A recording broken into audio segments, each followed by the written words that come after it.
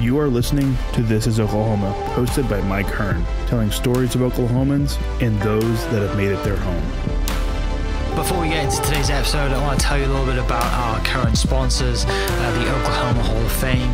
As you well know, if you've been following This is Oklahoma, they've been a huge part of this podcast. So this podcast is presented by the Oklahoma Hall of Fame, telling an Oklahoma story through its people since 1927. For more information on the Hall of Fame, go to www.oklahomahof.com and follow them on Instagram for daily updates at OklahomaHOF. Also, for the podcast, a new sponsor, RCB Bank. Since 1936, RCB Bank has offered progressive products and a friendly service. Come in today to find out more about their loan promotion on new, used, refinance cars, boats, campers, and ATVs. Visit RCB Bank to learn more. RCB Bank, that's my bank. With approved credit, restrictions apply. Now, let's get into today's episode. What's up, guys? Welcome back to another episode of This is Oklahoma. Mike Hearn here, your host, back with another episode down at the Bedford studio today with guest Karim Muhammad to talk about TAF, Teachers Appreciation Foundation? Yes. There we go. God, yes. I'm glad I wasn't looking at my notes then, but I'm glad I remembered. Mate, thanks for coming down. I'm excited to dive into what you do and obviously, you know, big things, giving away a house. Yes. You know, just making some moves, right? Big changes. But before we do, tell me a little bit about you. Where were you born and raised? First of all, thanks for having me. Appreciate you. I'm born and raised here in Oklahoma City. Yeah. Oklahoma native, yes. Graduated from high school in 1996. Went off to college, all that good stuff there, and you know, found my love to be a humanitarian. Okay. I love giving back to the community, and here we are, years later in the making. Yeah. So where'd you go to high school? I went to Northeast High School. Okay. Yes. And then stayed in Oklahoma for college? I stayed in Oklahoma. I went to Langston University in 1996. Studied there, mortuary science. Still have I don't want to call it a fascination, but it's a curiosity that I have with the deceased. Yeah. I've had the opportunity to prepare bodies and things of that nature, and I like it. Yeah. You know, but I found that wasn't my niche, so I went off and I studied mass communications, for emphasis on marketing. Gotcha. So I went off to Oklahoma State University, and I studied there and found my love and my passion for marketing and advertisement, just being a public voice. Yeah. Of what I'm doing here today. Right. Yeah. So, no, and you've been busy too. Yeah. You've been knocking them out. It's awesome to see, right? I appreciate that. You know, and that's the thing, isn't it? In PR and marketing, it's banging down the door and saying, hey, like, I've got something that should be heard, and you know, once you do one or two stories, then people are like, oh, maybe you do. Yeah, come on in. You know, it's those first like 4 or 5 that are tough to get in, right? Right. And then you make it happen. But I guess before we dive into the TAF stuff, so you get into marketing, you go to OSU, tell me how you were as a kid. Like, what are you into music growing up? Like, what? Love music. You hit the nail on the head again. You're asking the right questions. Yeah. But in terms of my household, we listen to a plethora of music, from R&B to pop to country. Yeah. I listen to this day. You know, on my way over here, I was listening to Tears for Fears, and then after the Tears for Fears, you know, I may listen to some Ice Cube, the Ice Cube Temptation, now the Temptations, Wham. Right. You know, so it's a plethora of music that I did grow up in, coming up in the 80s, and I love it to this day. Yeah, I love it to this day. And my subjective opinion, you know, just to have that knowledge of different styles, different genres of music, it helps build intellect and mannerisms and social structure. That it enabled me to do by having those different sounds around. And of course, when I went to Langston, I was on a band scholarship, so I know how to read music. I'm a drummer. I'm a percussionist. Yeah. Grew up playing the snare drum. Yeah. So music's been around me my whole life. Do you know Les Thomas? You say Lance? Les. Les, yes, Yeah, Les. Absolutely. Les is a drummer too, right? Yes. Yeah. Yes, I do. Yeah, Les is on the podcast. Yeah, Les, and then Hetty Coleman too. Yeah. No, Les and Hetty. Yeah, Les is a funny dude. Great guy. Great guy. Got a lot of energy. Yes. A lot of energy. Yes. Yeah, he told some funny stories on the podcast of him and his high school, his group, his rap group that he had in high school, and his rap name was Lemon Drop. Yeah, and actually, me and Les, we used to battle. Okay, so you and Les go back then. Yeah. We used to battle in high school. All right. Yeah. Yes, we go back. We go back some ways. Yeah, because I was talking to him, and he mentioned he was drumming too. I was like, "Do you still do it?" And he's like, "I can, but I haven't in a while." Right, so likewise. he gets it out every now and then. Likewise. Yeah. Well, good, man. And so you go to OSU, pursue marketing, and realize that, hey, this is my jam. Like, I can do this. Definitely. Yeah. Definitely. Are you at that time? Are you thinking like what career are you going into, or are you just thinking marketing in general? Marketing in general. Mm-hmm. I didn't want to just put it all in one component. Yeah. You know, marketing. You know, it's infinite, but then you can be isolated with it as well. So I was just open because I didn't want to have a myopic way of thinking when it comes to marketing and things of that nature. So I kept my mind open. I kept an open mind. So the things just start coming to me, as I just pursue my journey and what I do for the communities. Yeah.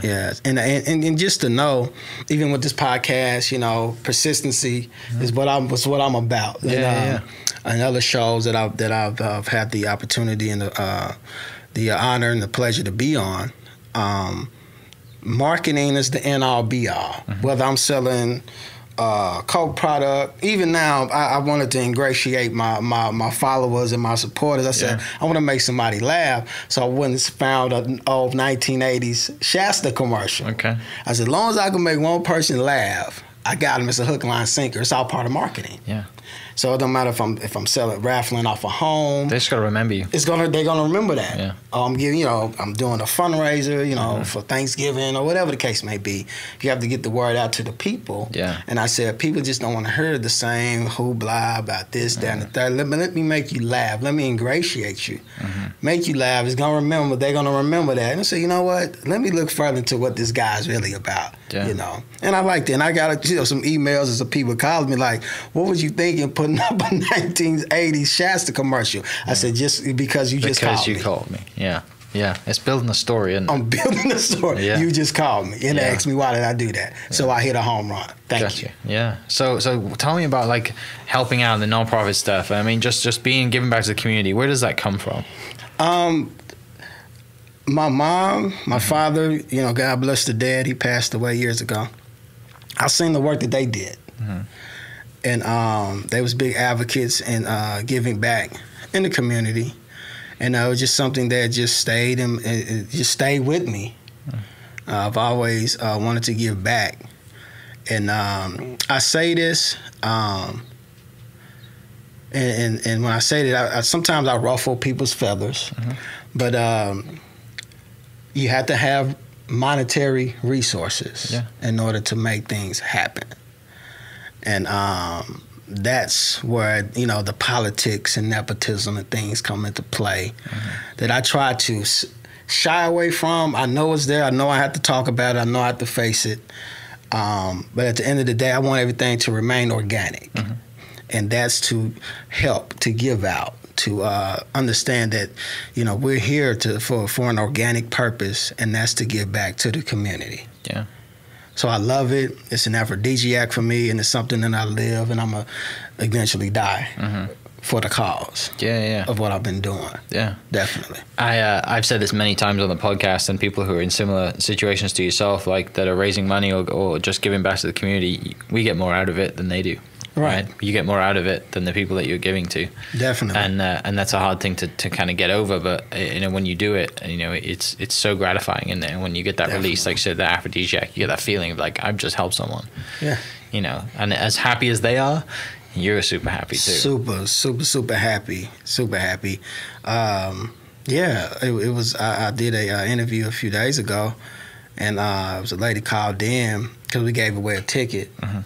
And the lady called in. She said he had a few people call in said she was a single mom. You know, she gave her a little resume, and they gave me the options. They said, okay, pick one. It's this guy, this guy, this guy. I said, well, give it to the single mom. You know, the ticket, you know, for her opportunity to win a home. And she just was so, you know, verklempt and just so emotional. You know, I've learned over the years to train myself not to get emotional but it's hard. Yeah. It's real hard. So, you know, it just made me feel, you know, my heart skipped a beat. It just made me feel real good that she was able to get that ticket to possibly win the home. Right. Yeah. Because you probably know someone like that, right? Growing up, you're like, oh, I remember a friend's mom was single mom. Like, or whatever it is, like you tie it into like someone that you know, right? And then, like you said, you kind of have to fight back tears and stuff because you always remember, it takes you back, you know, whatever.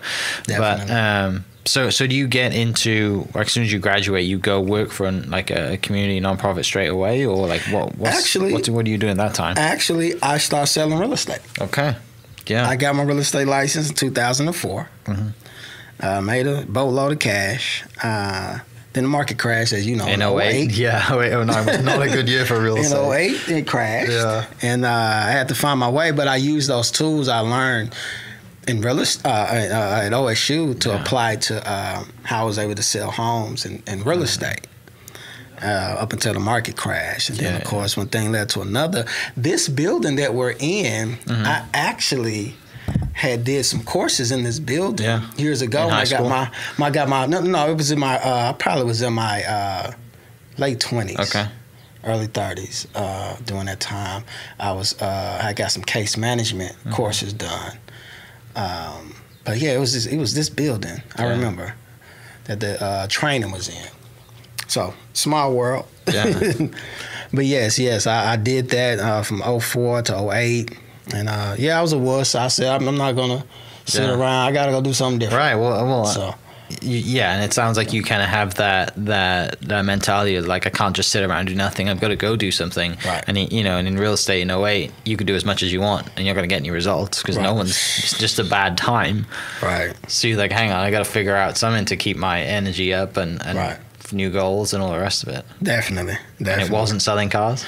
It wasn't selling cars. That's what most people do, right? It's real estate with cars. And you know what? And pride. Really, I let pride get the best of me because that was my so-called sales pitch when real estate was on the up and was at this precipice. I was like, I can sell you a house faster than you can go buy you a car. Yeah. I used to say that to people all the time. Yeah. And it piques their curiosity. Oh, you can? Yeah. I can get you a 6-figure loan. Get you in the door, yeah. Before you can go get you a loan for a car. Mm-hmm. It worked. You know, I was highly successful. And then I thought about that. I said, I can't go. And a few of my partners, they wouldn't start selling cars. They selling cars to this day. And I said, man, I can't go do that. You know, I let my pride get the best of me when it comes to that. That's why I didn't do that. No, I know friends who started in cars and have gone to real estate, but you're right. Sometimes you can't, like, it seems like the next progression, right? Like, what's next after real estate? You never want to go back to selling cars and working 12-hour days. 12-hour days. Boiling hot, standing on a lot and in a suit. 6 days. Oh, not getting, like I said, working Saturdays. Right. It's not like showing houses on a weekend. Definitely not. Yeah. So what did you go into then after 08, 09 then? After that, I did start, I got my case management. Gotcha. Certs, and I started a small company. It was a sober living facility called Epic Lighthouse. And we got some grants through mental health. That was in 09. Yeah, that was in 09. And we did that for a few years. Then went belly up. Government took the grants, so. Yeah. Like I said, you need money to make the wheel go around. You had to have it. You see how I was politically, kind of walking on eggshells about it. But I mean, to be audacious about it, you have to have money, right, in order to make things happen. Yeah, you have to. So, so I pursued. I said, listen, I was talking to my wife at the time. I said, I got this idea, and it was like in 2012. I said, I got this idea. I want to do something for retired school teachers, and it was just a random thought. It came out of nowhere. Yeah. And we was going through our divorce at the time, so she wasn't trying to hear me. I get it, I'm not your best friend right now. So anyway, I went to my mom, And I told her, I said, Mom, I got this idea. You know, I wanted, because she was about to retire, and she's the inspiration. She's the one why I even, you know, pursued it so hard. I said, I want to do something for you guys. I know you're retiring. Something just came to me. I want to do something for you guys. So she wasn't sold on it either. She said, I've been in the banquets and been, you know, things of that nature. So, you know, one thing led to another. By 2013, I came back to her. I said, this is just this feeling that just keeps hitting me. I can't shake this vibe, you know. Some things are just the divine moment in time. And so my mom, she critiqued it again. She said, well, if you want to do it that bad, she said, have you ever heard of custodians and school bus drivers? And she started naming off all the administration getting recognized or exposed for the hard work they done, because she's been teaching over first grade over 40 years. She said some of her best colleagues and people she's associated with has been custodians in the school bus drive. You know, contrary to maybe popular belief, you would think a first grade school teacher is buddying with another first grade school teacher, but sometimes that's not the case. So I said, no, I haven't. And she said, I will include that in and you got something. You know, the rest is history. So then that's what started. That's what started it. Yeah. So 2012, 2013 is when I started. And then I actually got incorporated. Gotcha. It's legitimate business in 2014. Yeah. But the mustard seed was 2012. Okay. Yeah. So in 14, so is it like a 501c3 or is it is. like, we are a 501c3. Yeah. And then and from then on, the goal was just been raising money for custodians and teachers and just anybody that's to do with the school. Definitely. And what we've done, I came up with the idea in 2014 as well, was to have a annual banquet. But as, you know, like I said, I studied marketing. I studied, well, how can I ingratiate? How can I pull that crowd in? So I called it the TAF Awards. TAF Awards is the Grammys for school for educators. As you see on our shirt, the Grammys for educators, dignitaries, educators and support staff. And so we've been doing it. We have crowd before COVID hit. Crowds. You may have seen the photo ops and the videos. We bring out 400 to 500 people every year to the TAF Awards from all over the world.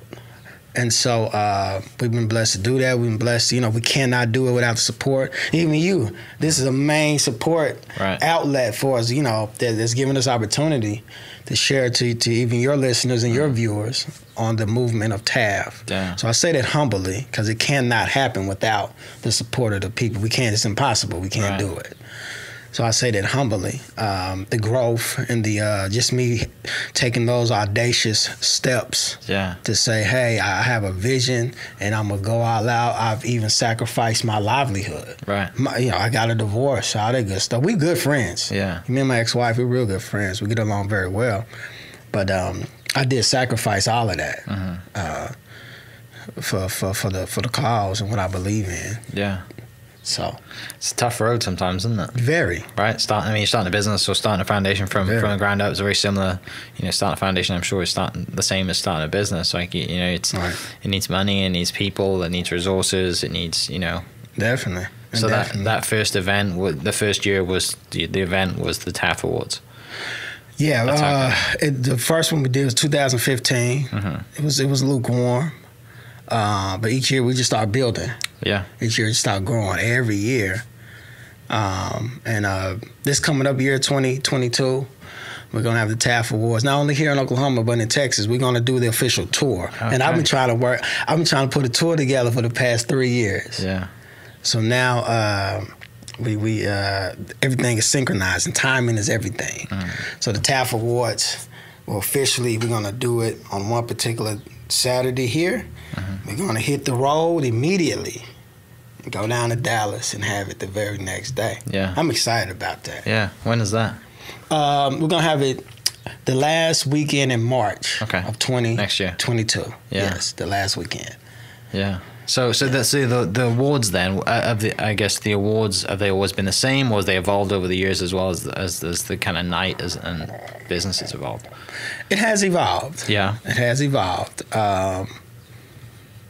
Still, you know, when you're doing production and when you're doing a live production, you know, you have to deal with a lot of personalities. A lot of people come and go, and people expect things. expect you to do things their way. Yeah. And I had to learn that real quick. It's not for the faint heart when you're putting these shows together. Because you know, the end all be all is to make sure that these people get the awards and everybody eat and you know, things of that nature. And sometimes it don't always go as planned. And then I had the opportunity to meet some people in production that actually worked the Grammys for several years.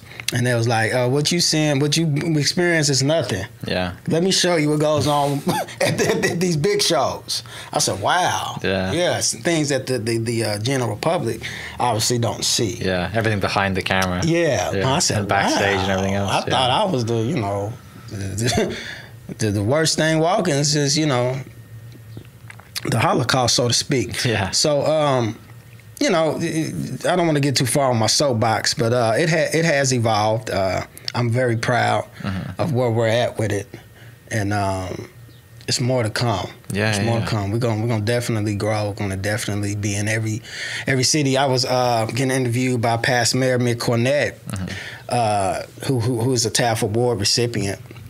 I had an interview with him and the current mayor, real good partner of mine, current Oklahoma City mayor. But they both asked. They said, "What do you see TAF in the next 5 years?" I said, "I want TAF to be on NBC or CBS. I don't care, Nickelodeon. Yeah. I want to be on a major network channel. That's how big I want the TAF Awards to be. Right. And I want that the influence of me just inspiring someone else, you know, to pursue their dream, whatever it may be." Right. And because, you know, I hear it all the time, you know, well, I never heard of this. I never, you know, seen this or heard of this, of these educators and dignitaries getting awarded on this particular platform. I said, I haven't either. It's just something that, you know, it was a divine moment in time. And I said, I want to honor these people. I want to put them on a big platform, a big stage, and say, hey, this is your Grammys, or this is your Emmy. Yeah. You know, this is your Oscar award. And that's how serious I take it. Yeah. And that's how big we're going to grow it. Well, and by doing it consistently every year, you build a reputation for that. Definitely. Right? It's not just like, oh, I'm just going to give you something every year. Or, you know, it's like, no, this is a legit thing now. Yeah, right? definitely. You know, all these things that have started, they started somewhere. And by consistency and, you know, doing it right and giving out great awards to people who seriously deserve it. Right. You know, I mean, Oklahoma's one of the worst for teachers, right? Worst place to be a teacher. Definitely. It takes a special human being to say, I don't care about money. I'm going to go change some kid's life. Definitely. And then, you know, also I want to add the accolades that they do receive. And at the TAF Awards, each year we give away, you know, scholarships, thousands of dollars in scholarships each year. That I'm very, very excited about doing. And so it's just, you know, it's a encompass of just giving back. You know, my main thing is education. Yeah. And I thrive on it, and that's what I live for is education. You have to be educated. Yeah, right. And I mean, it's you know, when I grew up, it was probably the same for you. Like, you know, it's not really the same now, it can be, but school is like your way out sometimes, right? School education for some people is their way out of whatever situation they're in, whatever situation they grew up in. Definitely. And you know, having a good teacher, you know, we probably can remember a teacher that, you know, took a chance on us, right? Or just pulled us to one side and said, hey, you know, with some effort, you can be something. Definitely. You know, like, and it starts with that teacher, you know, because they might be getting oppression from home or from friends or bullying or whatever it is, right? And, you know, it's the teachers that are saving that, you know, and we can all remember that one teacher, right? That, like, you know, I have a marketing degree as well, and I have one because one of my professors was like, hey, I think you'd be really good at this. You're natural, you know, talking, whatever, you should go into marketing. Definitely. I have a marketing degree, right? And it's probably the same thing same thing with music, right? You grow up and you see someone who's a drummer or a musician, you're like, I want to go do that. They give you a chance. Like, it all starts with a figure that's, for some, is always at the school. So it's cool that you had that idea in that moment, and you're like, and mom just happens to be a teacher, and you're like, you know, I'm going to run with this. Absolutely. Yeah. Absolutely. I mean, it's like, I see where the fuel comes from, right? Because, you know, it's, you know, like you mentioned, it's just having that opportunity to give back and finding the right place to do it. And it took you a while, but you found it. And now you sacrificed, and now you just, you know, head down and you keep trucking on, which is awesome. Thank you. So every year, I guess you have this event, this award show. Right. Last year, I assume you probably didn't have it because it was COVID. You did it online, maybe. We actually did it. You did it? This year. Good for you. No, I mean last year. Oh, last year? Yeah. We did it last year. Oh, it was early, wasn't it? Oh, you probably did it before COVID. Well, what we did it before COVID. Good for you. Right. Yeah. So you timed it just right. It was just before it kicked off, and yeah. Here's the unique thing. Here's the unique thing about last year. Yeah. We had it. Typically, we have it last Saturday in January or the first Saturday in February. Oh yeah. So I had a partnership with a group in Beijing, China, that was scheduled to fly down here. Yeah. Had a partnership. It was 3 states rather. It was New Jersey. Yeah. Well, China's not a state, but New Jersey, Kansas, and Beijing, China. Yeah. Everybody was flying down here to the TAF Awards. Boom, COVID hit. Now, unbeknownst to myself, I didn't know how serious this was. Right. I'm a deer in headlights. Early on that time, we didn't know. Oblivious. Yeah, we had no idea. Everybody else was too. Yeah. So I noticed that the ambassador that I was in contact with stopped returning my calls, and I'm like, okay, what's going on? We got everything set up, blah, blah, blah, blah, blah. And so I found out maybe a week later that COVID had hit, and then like the whole world was about to flip over 360. Yeah. I said, okay, this is something that's real serious. I see why I lost contact. Gotcha. And so we pulled it out, big crowd, over 400 people in the room, and but then COVID hit, as you know. Yeah. And then I was called. I said, okay, the 2021 TAF Awards, how are we going to do this? Is it going to be virtual? I mean, how are we going to, I was a deer in headlights, didn't know what to do. Yeah. And so one thing led to another, my advisors and things of that nature. I was getting so many different advices about, here's the pros, here's the cons by having it virtual. Here's the pros, here's the cons by having it traditional. Mm-hmm. So we rolled the dice. We did have it traditionally. Everybody, do the COVID check at the door and things of that nature. I didn't want to have a crowd of 400 or 500 people in one room. It's one thing I didn't want to do. Yeah. We did social distance. We ended up having half that amount. And great show. Ironically, it was my best show this year. Just my opinion. I've been doing this for 8 years, consistently for 8 years. That's the one you felt the best about. That's the one I felt the best about. Yeah. Like the whole thing, production, the whole deal. Production, the ambiance, the just the synergy and the energy in the room. Mm-hmm. It was just organic. It was vivacious, and I was so proud. Yeah. I was real happy. Yeah, very, very happy. Tell me about the Beijing connection then. And just connecting with people around the States as well. Like how you building this to be a worldwide thing, right? Or Beijing's a long way away. The Beijing connection happened. I had a friend of mine I went to high school with who moved out there to China, and she called me. She said, I have a one of the biggest opportunities that you can potentially be a part of. I said, talk to me, So the ambassador in China that she was working up under had just went to our website because she's big. She's a school teacher out there in China. And she went to our website and she just, she did her studies on us and things of that nature. She said she wants to partner with you. I said, how are we going to make that happen? It sounds phenomenal, but how, so we did a couple of Zoom calls. Yeah. And they was scheduled to come down here. We was going to announce the partnership at the TAF Award. I mean, it was real big. Yeah, the planning was big, and then that happened, and I've lost contact to this day. Yeah. And and I put it all on my commercials. Typically I'm on Channel 5 as far as in studio interviews. Channel 5, Fox 25. And shout out to all. Can I shout them out? Yeah, of course you can. Shout out to the crew, the executive crew with Channel 5. You guys are awesome. Fox 25, you guys are awesome. I'm still knocking on Channel 9's door. But anyway. It'll happen. Anyway, So I'm mentioning on my TV campaigns, podcast campaign tour, and my radio campaign tours about the Beijing, China, the New Jersey, Kansas, and COVID. It happens, COVID hit, right? Yeah. It could be a lot worse. Yeah. Right. There always could be a lot worse.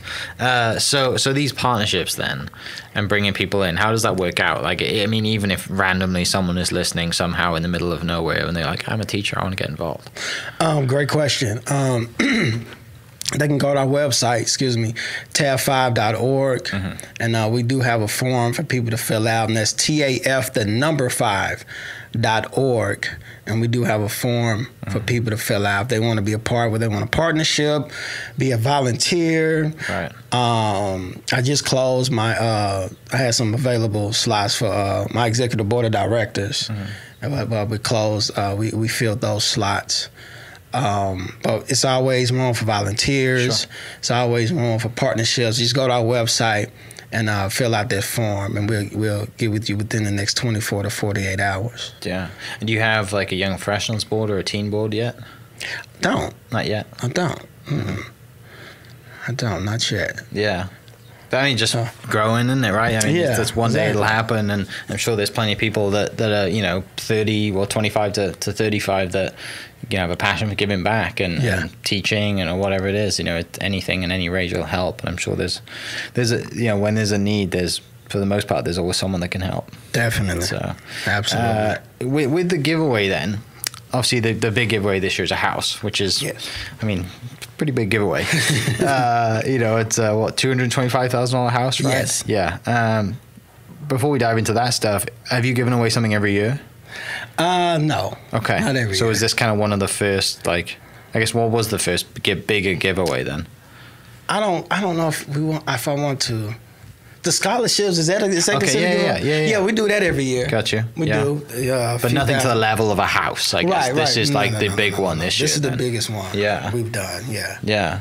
So how does that come about? How do you, When I was, how did I come up with the idea? I mean, just in general, and then also, how does, how do you get a house? How do you get the people on board who are building the house to give it away? Oh, great, okay. How does that whole process work? Okay, well, briefly, the idea came, I attempted to do it in 2006. I had 13 properties, and it's a story of nostalgia, but it's a story of some things that wasn't going right with one of my particular homes. So I attempted to do it in 2006. I didn't know what I was doing, so the raffle fell through, and I believe in timing, not necessarily coincidence, but I believe in timing. So when the idea rebirthed itself or rekindled itself to me was about maybe 7 months ago. And then I thought about it again, and I reached out to my guy, Marcus. Marcus Smith, great guy. So I said, man, I got this idea. He said, yeah, talk to me. And I told him what it was. He said, okay, let me see what I can do. Line some things out. Let me talk to my broker. Let me talk to some builders, and I'll get back with you. Marcus, he's boom, boom, boom. Dr. Marcus, right? Yeah. Yeah. Who's also an educator as well. I know Marcus. Yeah, Definitely. And I met Marcus 2015, I think. And he came to the 2016 TAF Awards. And we kept in touch ever since then. So anyway, Marcus set everything up. He said, okay, I got this builder. He's on board. Keller Williams is on board. And this is how we can get this done, And it's just one thing. Everything just just synchronizing in time. And ran into a little bit of turbulence in the beginning. When we was getting the bugs worked out. It happens. I prepare myself for any turbulence. I stay humble. I stay patient. If it's too easy, something's wrong. If it's too easy, something's wrong. Something's gonna go wrong at the end usually. Right. So we did run into a little turbulence, but being that I'm persistent, Marcus is persistent as well. And we made it happen. We made it happen. So So the raffle it's raffle, and you sell however many tickets, or give away tickets, and And then when is like drawing day? Do you know that? The drawing day tentatively is July 31st. So soon. Right. So I say tentatively because it could be some amenities or something that needs to be fixed or changed out or whatever. Yeah, COVID hasn't done a great thing for construction right now. Right. Being in the industry is not. Yeah, it's like, hey, people want to buy a house or they want to, find a house. I'm like, well, you want to build a new one? You're gonna have to wait a while. You're gonna have to pay a lot more than you probably would have paid last year. Definitely. But yeah, I mean, so you're giving away a house. Where can you? I guess where can people apply or find tickets or get in another raffle to win a ticket? Like how, Well, you can purchase tickets on our website, tab5.org. That is TAF, the number 5.org. You can also go to our Facebook page, Teachers, and that's Teachers without the apostrophe, folks. It's Teachers Appreciation Foundation. And the Ticket Storm link is on pretty much everything we posting now. Even on my Facebook page, Karim Muhammad, you'll find that Ticket Storm link. Yeah. And if you find the website link before you find the Ticket Storm link, the link is on the website. So we want to make it as seamless as possible, very convenient for people in their leisure to just go on our website or go on Facebook, go on our like page and click it, and it'll take you straight to the link. Yeah. Yeah. When you look back, I guess at like graduating from OSU, right, and telling them this idea, and you've been doing it since 2015. It's come a pretty long way in a short amount of time. Yes. Right. Yes. Like this, you don't go from like, people think, oh, that's quite a long time. Well, it's really not. It's not a long time at all. No. You're right. It's not a long time at all. And I always found myself being facetious at times. And I said, well, Kareem, you done did this. You didn't come this. You have come this far, not to come this far, because you got so much work to do. Where will you be at in another 5 years? In another 5 years. You see? So, yeah, I'm on the same page with you when you say that. Yeah, because I always say that. I say, I haven't done enough. I haven't did it. I want to be able to say, I've been doing this for 17 years. I'm 26 years. I'm ready to have those accolades, and that nostalgia is saying, hey, I was on the podcast with Mike back in 2021. Now it's 2031. Right. Yeah.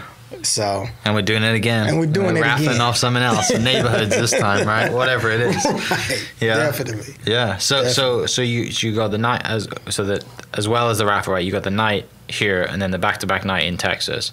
Why Texas? Like, what is that connection? Well, timing for one. Down in Dallas.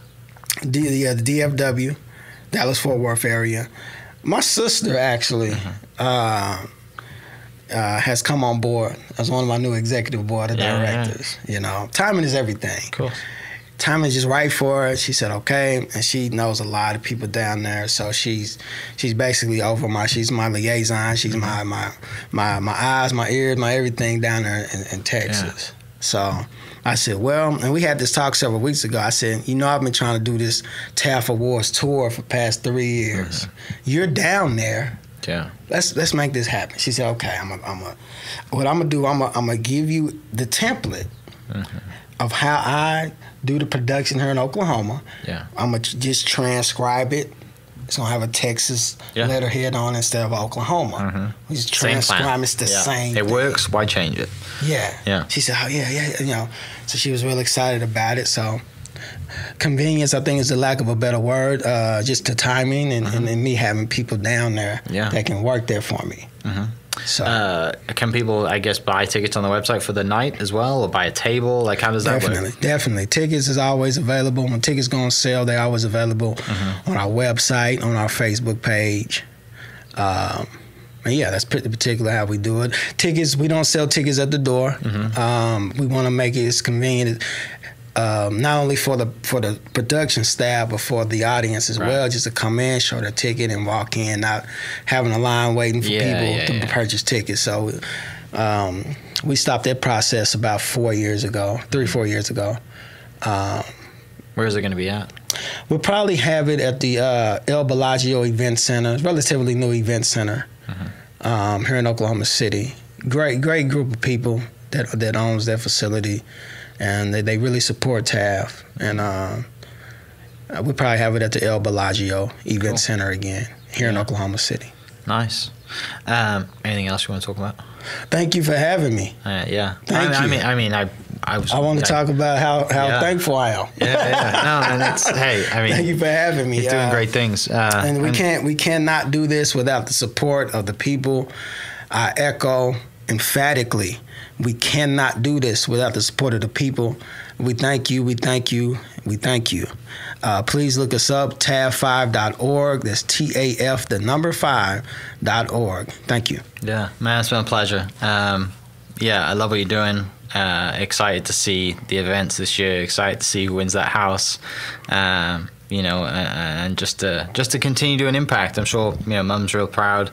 Like I said, Dad, I'm sure, is looking down and super proud as well. And it's it's just changing lives, right? One at a time, and at a time. Building impact. And even if you're not changing someone's life, they're seeing the impact that you're having, and that might push them to go do something too. So absolutely love what you're doing. Appreciate you coming down. Pleasure having you on. And yeah, we will definitely have you on in 10 years time and see what impact has happened since then. Definitely. But for everyone listening, I'll post all the links down in the description that Karim mentioned, the website, Facebook, and his Facebook as well. And yeah, we'll catch you next episode. Cheers. This podcast is presented by the Oklahoma Hall of Fame, telling Oklahoma story through its people since 1927. For more information on the Hall of Fame, go to www.oklahomahof.com and follow them on Instagram for daily updates at oklahomahof. Also, huge shout out to RCB Bank for jumping on board to be a sponsor. RCB Bank's loan promotion is here for a limited time. Head into any of their 40 Oklahoma locations to get as low as 1.79 APR on your next car, boat, camper, or ATV. Apply online at rcbbank.com. RCB Bank, that's my bank. Rate and finance with approved credit. Restrictions apply. And member FDIC. Huge shout out to my sponsors. Thank you for listening. We'll catch you next episode. Cheers.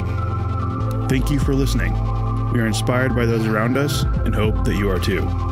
Make sure you subscribe to this podcast on your favorite podcast platform and leave us a review so we can keep telling your stories. For more great Oklahoma content, follow This Is Oklahoma on Facebook and Instagram.